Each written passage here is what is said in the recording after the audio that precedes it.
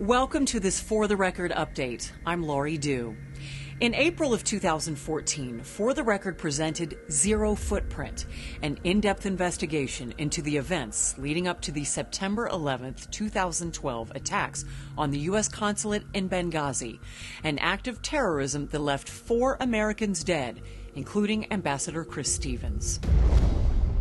During our investigation, we presented evidence that the Obama administration ignored a proposed ceasefire in the spring of 2011 between Libyan leader Muammar Gaddafi's forces and anti-government rebel groups.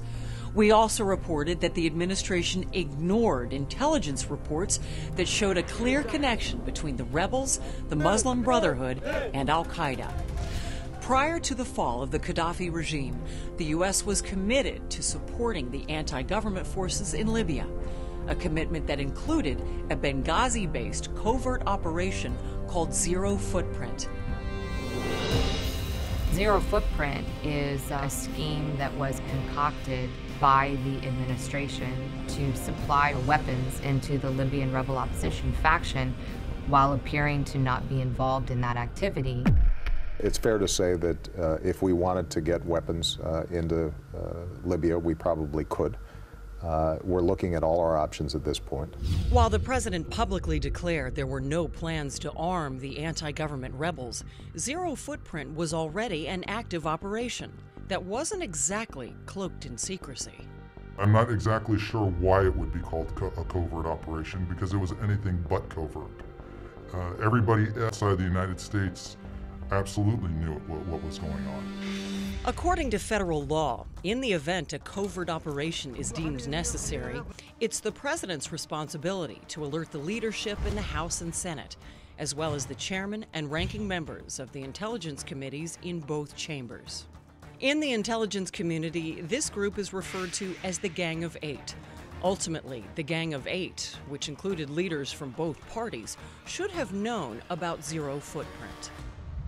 It's my knowledge that the scheme that was concocted, based upon the evidence that I've seen to this regard, is that the UAE financed the weapons and Qatar was used as the front go-between to handle logistics and the shipping of the weapons in and out of the country.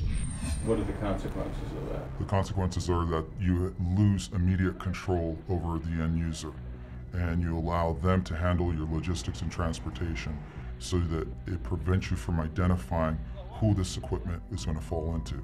So if you don't put your protocols in place and you don't deliver it to vetted sources, that equipment can end up anywhere, and it's your name on that's going to be on the end user statement if it gets retransferred to the wrong personnel.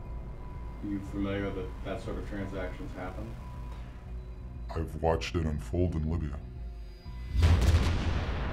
During our investigation, multiple sources confirmed to For the Record, and other media outlets have since reported, that Ambassador Stevens had extensive experience in international arms transfers. So you had the direct involvement of the United States government and NATO allowing all of these covert weapons to flow into the country and not giving them proper checks and balances to ensure that they weren't being used by terrorists.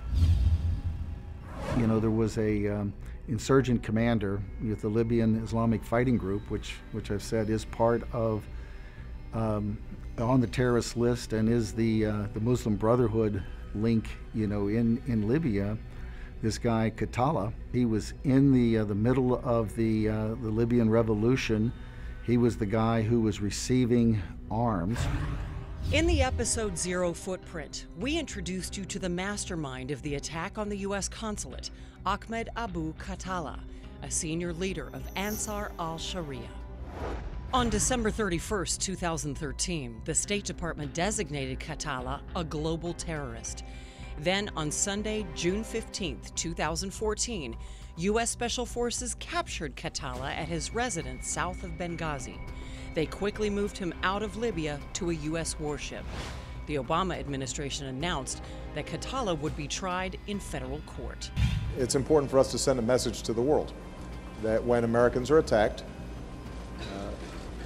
no matter how long it takes, we will find those responsible and we will bring them to justice. Prior to the capture of Khatallah, there was evidence of a White House information campaign shortly after the September 11, 2012 attack. On April 18, 2014, Good Friday, the government watchdog group Judicial Watch received a series of documents they obtained via the Freedom of Information Act. So when the government gives you documents late on a Friday, especially a holiday weekend, you know to pay attention. And the documents immediately struck me as dramatic and potentially explosive. Buried in the hundreds of pages of documents was an email that exposed evidence that the Obama administration appeared to be conducting a damage control operation shortly after the attacks in Benghazi. And, it took us a few days to digest what they were. And then you see the Rhodes email, the White House email, showing that the White House was behind the false narrative that internet video was to blame for Benghazi, and you knew it was going to be big. The House Ways and Means Committee had requested the same documents obtained by Judicial Watch, but those requests were ignored. Judicial Watch was able to secure the information only after filing suit against the Obama administration in federal court. So we got these documents from a Benghazi lawsuit, a lawsuit about Benghazi talking points. And this White House email was produced in response to that. And then Jay Carney goes into the White House briefing room and says, well, these Benghazi talking points aren't about Benghazi. The email and the talking points were not about Benghazi. They were about the general situation in the Muslim world. And the media was like, what are you talking about? So his credibility was shredded and elevated the story even more significantly. And, well, sure enough, he resigned 6 weeks later. More than a year and a half after the terrorist strike, Speaker of the House John Boehner announced the formation of a select committee to investigate the attacks. This was about one issue and one issue only, and that is getting the truth for the American people and the truth about what happened in Benghazi for the 4 families who lost their loved ones there. Speaker of the House had gone a year and a half without being willing to have a select committee. He was perfectly content to let the Intelligence Committee have hearings, classified hearings, which meant we were going to end up with a report that would be classified, and so we'd never truly get to the bottom of it. See, there's so many fires out there. Where do you send a fire team to if you're Darrell Issa or running another committee?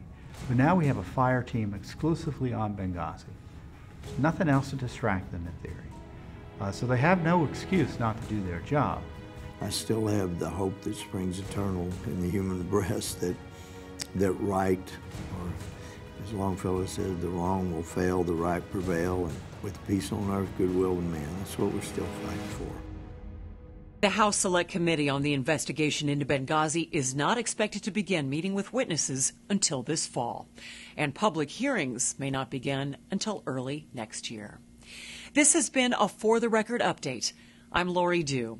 For the Record returns for its 3rd season in September.